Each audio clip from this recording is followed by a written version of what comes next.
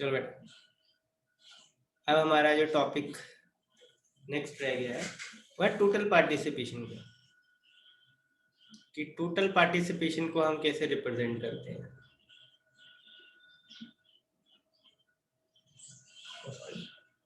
Total participation,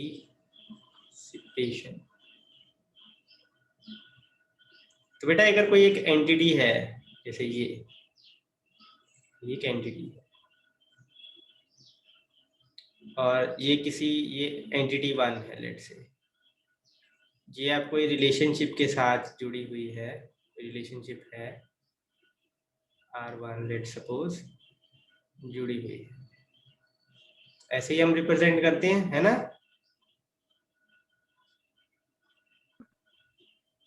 yes E2, ठीक है।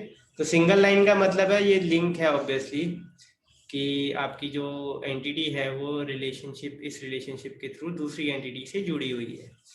लेकिन अगर आपको यहाँ पर दो लाइंस नजर आ रही हैं, ठीक है, जो लिंक है वो दो लाइन से रिप्रेजेंट किया जा रहा है, तो इसको बोलते हैं ऑब्वियसली पार्टिसिपेशन बोलते हैं। इसको बोलते हैं बेटा टोटल पार्टिसिपेशन। अब टोटल पार्टिसिपेशन को रिप्रेजेंट कैसे किया जाता है वो आपने देख लिया है, डबल लाइन से। जो लिंक बनाओगे वो डबल लाइन से बनाओगे। अब इसका मतलब क्या है?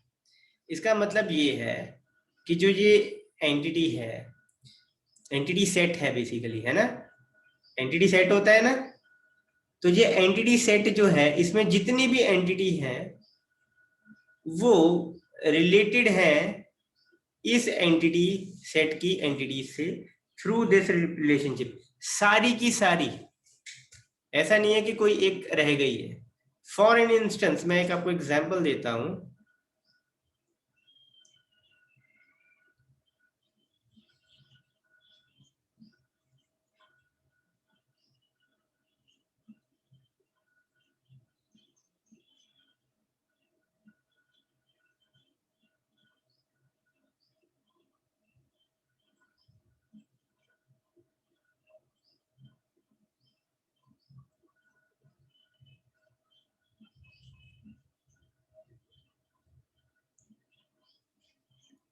तो मैं एक चीज में ये कह सकता हूं कि सारे के सारे स्टूडेंट्स पढ़ते हैं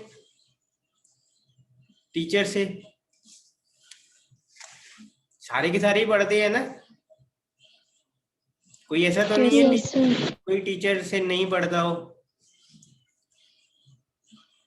ऑन पेपर ऑब्वियसली सारे ही पढ़ते हैं, लेकिन अगर इसका ठीक उल्टा अगर देखा जाए, टीचर भी तो सारे ही पढ़ाते ही हैं, लेकिन ये जरूरी नहीं है। कुछ टीचर होते हैं जो एडमिनिस्ट्रेशन टास्क में इन्वॉल्व होते हैं और स्टूडेंट्स को टीच नहीं करते हैं। तो इसलिए कुछ टीचर्स ऐसे हो सकते हैं जो इस रिलेशनशिप के थ्रू इस एंटिटी से जुड़े हुए नहीं है, स्टूडेंट से जुड़े हुए नहीं है, थ्रू ऑब्वियसली टीचिंग और स्टडीज। तो इसलिए इनकी टोटल पार्टिसिपेशन नहीं है, पार्शियल पार्टिसिपेशन है। मान लो 100 टीचर है, 100 में से 95 पढ़ाते हैं, 5 पढ़ाते नहीं है, तो उनकी ऑब्वियसली टोटल पार्टिसिपेशन नहीं है। लेकिन मान लो स्टूडेंट्स हैं, 5000 स्टूडेंट्स हैं, तो सभी के सभी अगर पढ़ते हैं, कोई भी एक स्टूडेंट ऐसा नहीं है जो नहीं पढ़ता हो टीचर से, तो अगर सारे के सारे स्टूडेंट्स पढ़ रहे हैं तो हम कहेंगे स्टूडेंट एंटिटी की क्या है, टोटल पार्टिसिपेशन है। सारे ही पढ़ रहे हैं, सारे ही लिंक्ड हैं दूसरी एंटिटी से थ्रू दिस रिलेशनशिप। बात बेटा आई समझ में? यस सर क्लियर है? किसी को कोई डाउट तो नहीं बेटा टोटल पार्टिसिपेशन होती क्या है?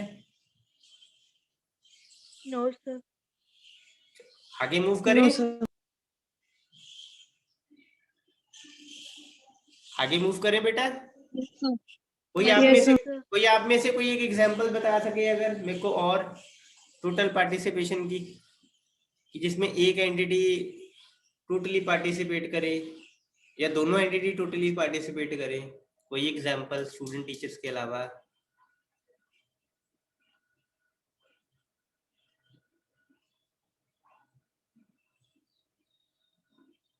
सर एम्प्लॉयज और ओनर्स का रिलेशन।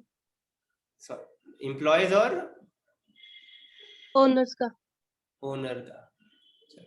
लेट्स से हम चेयरमैन कह देते हैं, तो रिलेशन कौन सा रखोगे आप यहाँ पर?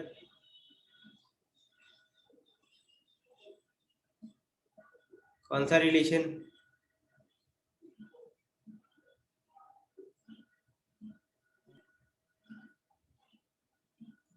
कौन सा रिलेशन होगा बेटा? Sir work. Employees work for chairman, तो टोटल पार्टिसिपेशन किसकी होगी बेटा? एम्प्लॉयज की। सर एम्प्लॉयज की। सभी के सभी एम्प्लॉयज वर्क कर रहे हैं for the chairman.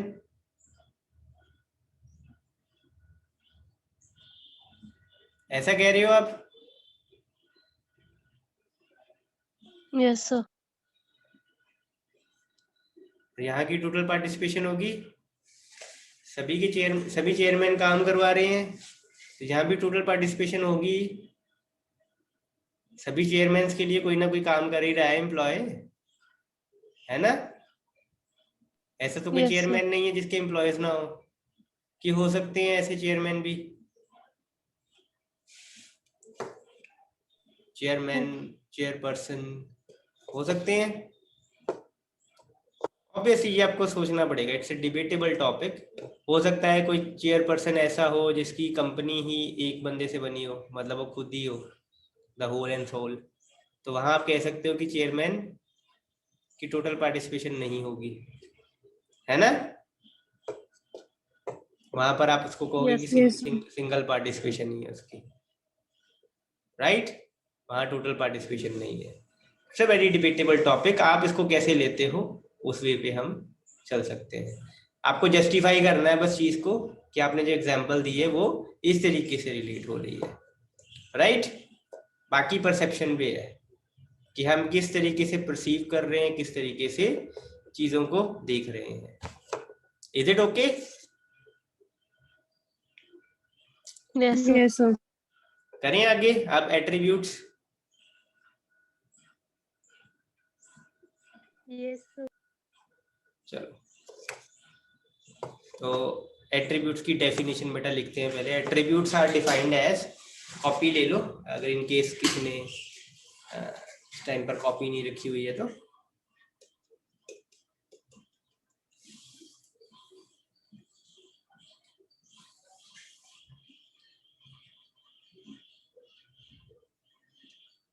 Attributes are defined as,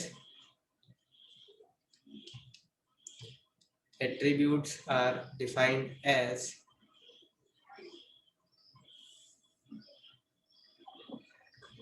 properties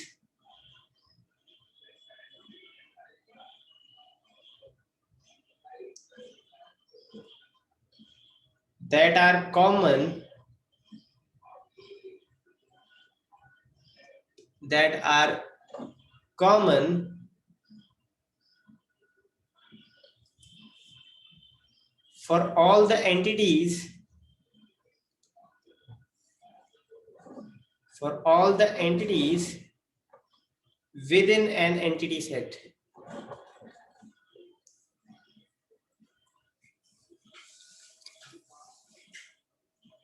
An attribute is represented by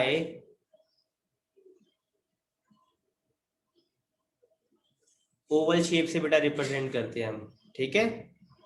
represented by an oval shape और represented as an Oval,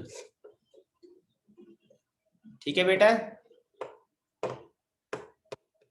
yes. For instance अगर आप देखो, एग्जाम्पल देखो, तो आपकी बनाई, जैसे हमने स्टूडेंट की एंटिटी बनाई, आपके क्या क्या एट्रीब्यूट्स आते हैं, पर ऐसे लिखे जाते हैं, ठीक है? रोल नंबर,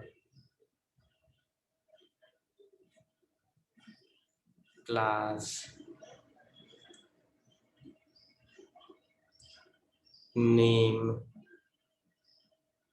ठीक है, father name, mother name, contact, address, marks, जितने आप चाहे लिख सकते हो, आपकी मर्जी।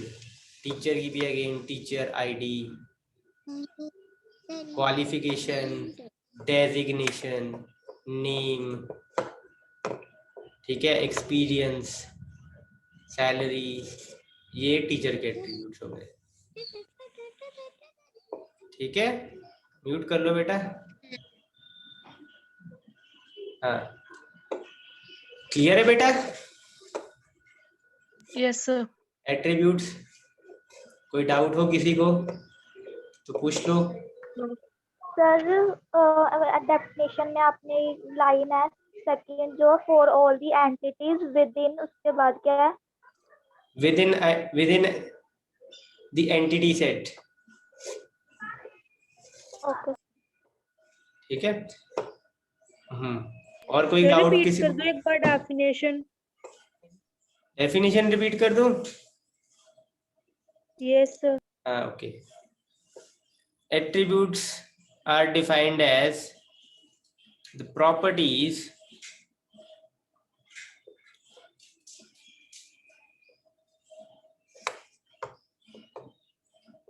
that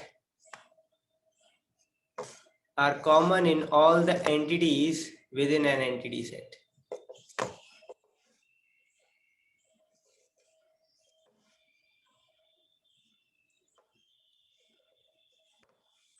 ठीक है, मतलब सारी की सारी एंटिटीज जो होंगी, स्टूडेंट सभी के रोल नंबर भी होंगे, सभी के नेम भी होंगे, सब।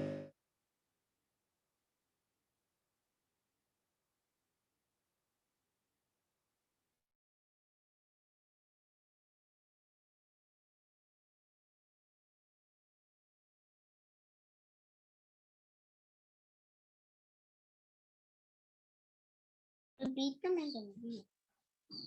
Read the can read the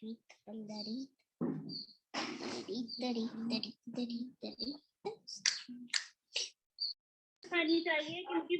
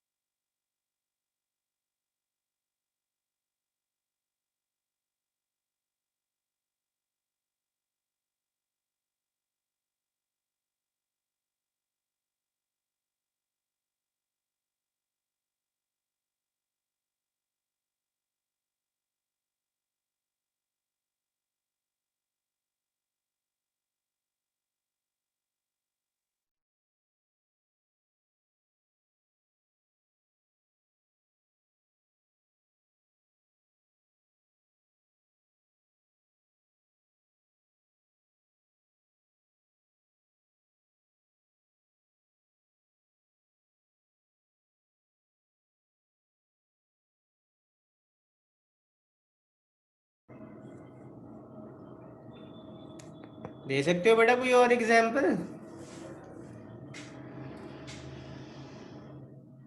कोई और example? Anyone?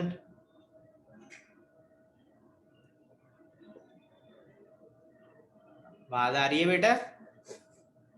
Yes, sir sir. अभी आ रही है। बताओ, कोई एंटिटी ऐसी बताओ जिसके एट्रीब्यूट्स आप लिख सको।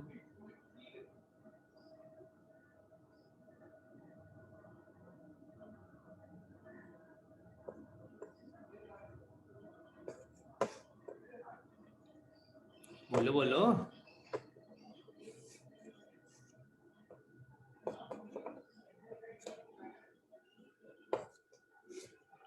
कोई भी एंटिटी बोलो बेटा। सर जैसे एम्प्लॉयज हो गए। एम्प्लॉयज हो गए, क्या क्या एट्रीब्यूट हो सकते हैं? Sir name, work duration, salary, name, goals, working hour, ठीक है, वेजेस और और सैलरी। सैलरी हो गई, ओके। सर उनकी बैकग्राउंड। क्वालिफिकेशन कह सकते हैं हम, ठीक है। आईडी, ठीक है। डेजिग्नेशन भी हो सकती है।